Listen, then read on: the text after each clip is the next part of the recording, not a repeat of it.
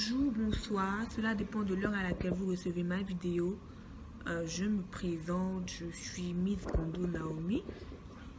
Et ce soir, je veux juste vous raconter quelque chose. Je veux juste faire part de quelque chose qu'une amie m'a demandé.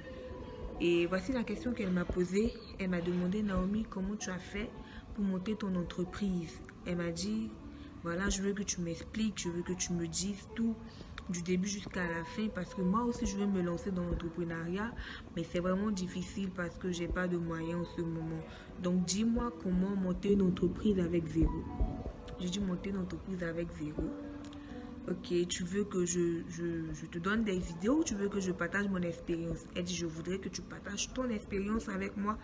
Comme ça, je pourrais voir comment, voilà, analyser les choses, si c'est une bonne idée de me lancer dans l'entrepreneuriat et tout. Car je veux faire de ça mon métier. Donc, j'ai dit: ok, je vais réfléchir. Donc, elle m'a posé la question hier. Et aujourd'hui, j'ai fait une petite annonce sur mon WhatsApp. Donc, ceux qui ont mon WhatsApp vont savoir de quoi que j'ai eu avec mes amis de WhatsApp. Il y a une vingtaine de personnes qui m'ont écrit. Et il y a quelques réponses qui m'ont beaucoup marqué. Donc, je vais commencer par ça. Donc, j'ai une amie qui m'a dit comme ça que: Naomi, moi d'abord, je vais définir l'entrepreneuriat. Que l'entrepreneuriat, c'est le fait d'avoir... Elle a défini l'entrepreneuriat comme étant le fait d'avoir le courage, la patience et voilà, la ténacité d'atteindre un but. C'est comme ça qu'elle a décrit. Elle a décrit l'entrepreneuriat pour elle. Elle a dit que si je me donne un but à atteindre, je me donne les moyens et j'avance. Je dis: ok, d'accord, il n'y a pas de souci. Il y a d'autres qui ont dit par contre que c'est pas possible d'entreprendre avec zéro. Parce qu'il y aura forcément quelque chose que tu vas investir. Il y aura de l'argent que tu vas mettre dedans. Même si tu veux la connexion où on dit faire sur Internet, c'est gratuit. Mais non, tu vas payer la connexion et tu vas... avoir la connexion Internet, donc tu vas forcément payer. Donc ce n'est pas possible de entreprendre avec zéro. Je dis: ok, d'accord. Et moi, maintenant tout le monde me demande: quel est ton point de vue, quel est ton point de vue? Moi, mon point de vue, c'est ceci: il est possible d'entreprendre avec zéro. Quand je dis entreprendre avec zéro, je vais d'abord définir l'entrepreneuriat. L'entrepreneuriat, c'est pas ce qu'on voit là, quelqu'un qui commence une entreprise et qui laisse. Ça, c'est pas l'entrepreneuriat. L'entrepreneuriat, c'est pas dire: bon, j'aime pas mon travail, je veux me lancer dans quelque chose, je veux pas que quelqu'un soit mon boss, donc je veux me donner, voilà, me réveiller à l'heure que je veux, faire ce que je veux. C'est pas l'entrepreneuriat. L'entrepreneuriat, c'est plus que ça. L'entrepreneuriat, c'est quelque chose de très difficile. Il faut le faire avec le cœur. Si tu n'as pas le cœur, tu vas vraiment abandonner. Je me rappelle, dans mes débuts, c'était pas facile pour moi parce que je n'avais pas de base, je n'avais pas d'argent, je n'avais rien. Je n'avais pas 5 francs pour commencer quelque chose. J'ai dû demander à des oncles et tout. Ils m'ont dit: ok, Naomi, on va t'aider et tout. Donc, attends, tu as besoin de combien? Je dis: j'ai besoin de 1000 yuan. 1000 yuan, ça fait environ 80 000 francs. Pour commencer mon entreprise. Pourquoi je dis entreprise? C'était genre un truc d'anglerie que je voulais faire. Il dit: ok, il n'y a pas de souci, je vais te donner ça. C'est un de mes oncles. J'ai parlé de mon projet à mes parents. Je dis: oui, c'est une bonne idée, ne t'inquiète pas, on est là, on va te soutenir, tu vois, ma fille. Va dans tel endroit, prends les renseignements. J'ai passé mes vacances à prendre des renseignements. Et au finish, on dit: tu vois, tu n'es pas encore prête, donc il faudra attendre quand tu vas finir tes études et puis tu vas... Mais j'avais quelque chose qui brûlait dans mon cœur. Je savais que je devais faire quelque chose de ma vie. Parce que je ne peux pas partir à l'école, revenir, attendre à la fin du mois que mon papa m'envoie l'argent. Souvent, même, c'est même pas le 4 qu'il envoie. C'est pas le 10 qu'il envoie. Ça varie. Donc, qui prend soin de moi? Je ne peux pas partir me prostituer. Je ne peux pas aller. Voilà. Je fais comment? J'ai prié, j'ai dit: Seigneur, je fais comment? Là, on fait comment? Je suis au pied du mur. Papa n'a pas l'argent. Maman aussi, c'est bizarre. On fait comment? Et comme ça, je suis couchée et j'ai une idée. Quand j'étais rentrée au pays, j'avais ramené des mèches que j'avais achetées moi-même. Pour moi-même, en fait, pour me faire les cheveux. Et à la maison, j'avais du gel, j'avais un peigne. Et j'avais ma copine qui avait oublié sa paire de ciseaux chez moi. Donc, je n'avais même pas de paire de ciseaux dans ma maison. J'ai dû emprunter la paire de ciseaux de mon ami. Et qu'est-ce que j'ai fait? J'ai pris les mèches que j'avais, voilà, qui étaient pour moi-même. J'ai dû mettre en sel. Voilà, donc j'ai dit, avant, voilà, j'ai dit, j'ai commencé à dire autour de moi que je sais tresser, je sais maquiller. Oh, si je vous montre la vidéo de mes premières choses que je faisais avec mon visage, c'était pas croyable en fait. Donc je disais à mes amis, je sais maquiller, je sais tresser, je sais faire ceci. Oh, je ne savais pas faire. C'était du grand mensonge. Je ne savais pas tresser. Quand je finis de faire ta tête à mes temps, mais tu as peur en fait. C'est pas que c'était aussi vilain que ça, mais c'était pas aussi propre, c'était pas aussi professionnel. Donc j'ai appelé une amie, j'ai dit, viens chérie, viens Christelle, Christine, je sais comment tresser. Elle dit, non mais tu es sûre que tu sais tresser? J'ai dit, oui, je sais tresser, viens te tresser. Et j'ai commencé à la tresser. Quand je la tressais, je disais, Seigneur, c'est dans quoi je suis venue me mettre. Mais j'avais besoin d'argent. J'avais besoin de vivre. Parce que je ne pouvais pas attendre le 10 ou le 15, papa allait m'envoyer l'argent. Et puis ça ne pouvait même pas régler mes fins du mois. J'ai besoin d'argent pour m'habiller.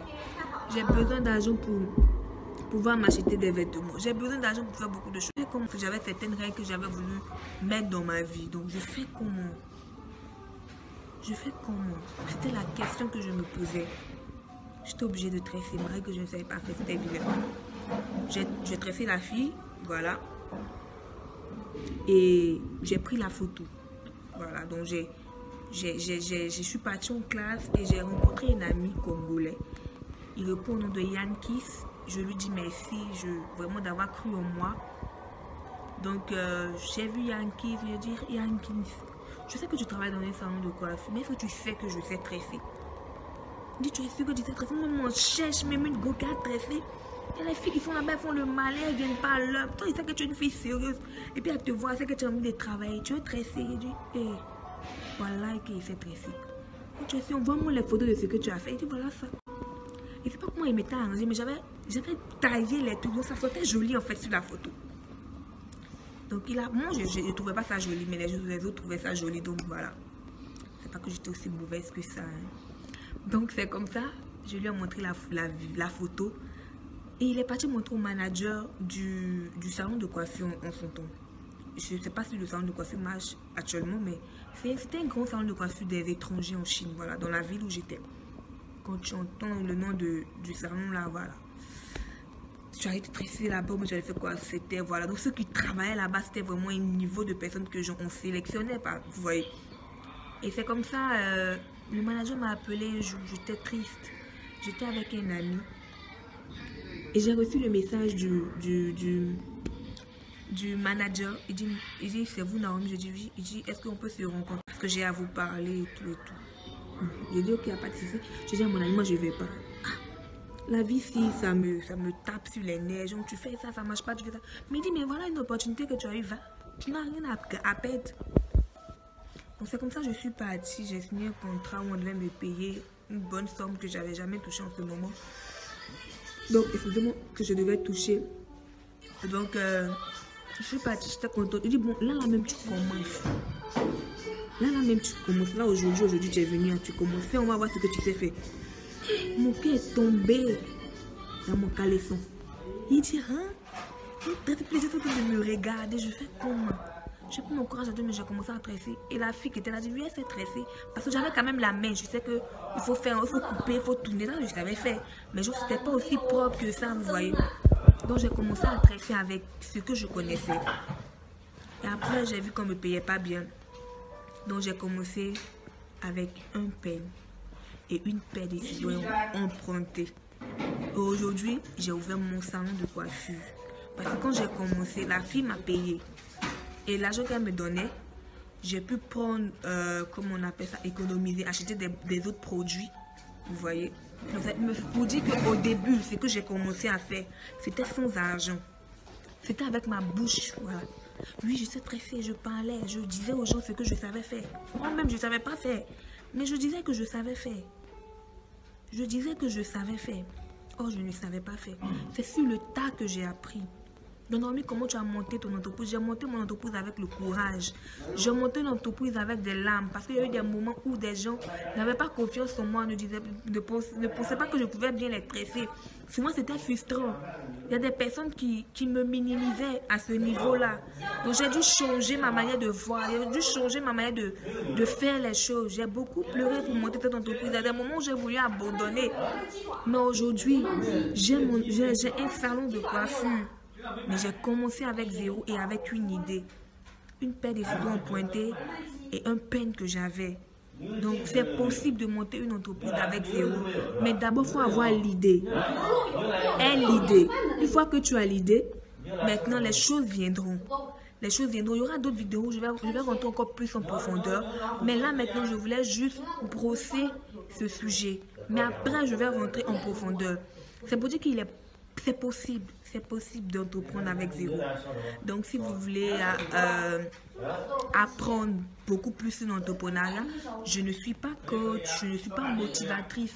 Je suis juste Naomi Gondo. Voilà, une jeune fille, une jeune étudiante en commerce international. Donc, je fais du business comme étude. Voilà, parce que seulement la théorie ne suffit pas pour acquérir la connaissance. Voilà, donc moi, je mets en pratique ce que j'apprends à l'école, le commerce. Donc, voilà. Donc, c'est comme ça que j'ai débuté mon entreprise avec une idée, avec ma bouche, avec ma force et avec mon courage. Donc, pour dire que, voilà, c'est possible. C'est possible de monter son entreprise avec zéro. Toi, tu sais faire les graphiques. Tu as un ordinateur à la maison, ça te sert à quoi? Facebook, c'est vrai que tu vas payer ta connexion 200. Mais tu peux mettre sur Facebook que tu sais faire le design. Tu n'as pas besoin de payer quelque chose. Il y a les gens qui utilisent la Abidjan Connexion de leurs voisins.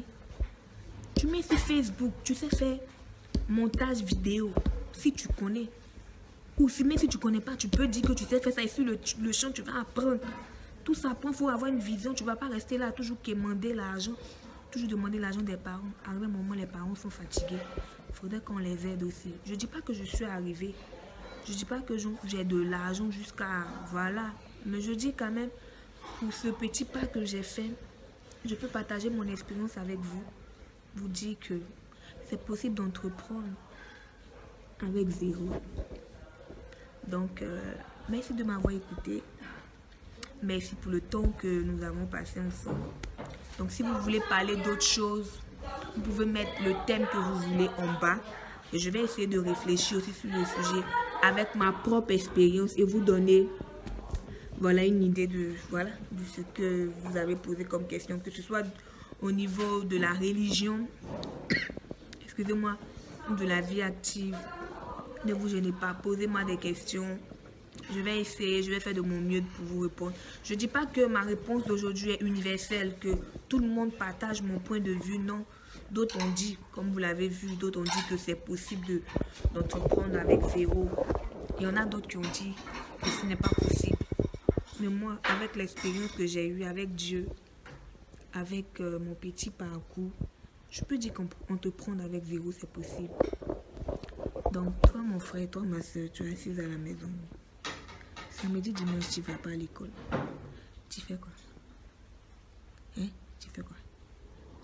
Faut me dire, tu fais quoi? Bon, c'était juste une façon de juste amuser la galerie. Donc, à la prochaine séance. Bisous. Je vous aime. J'oubliais. J'ai commencé à manger. N'oubliez pas de partir sur ma page Facebook. Mama Africa Pro. On vend les mèches humains. Les brésiliennes, les péruviennes. On fait venir aussi les commerçants au Chili. Voilà. Vous souscrivez l'hôtel, le véhicule, l'accueil à l'aéroport, tout est pris en charge par le groupe Mama Africa Pro et le groupe i7. Donc voilà, c'était cette information que je voulais rajouter. J'avais oublié. Donc bisous, bisous. À la prochaine.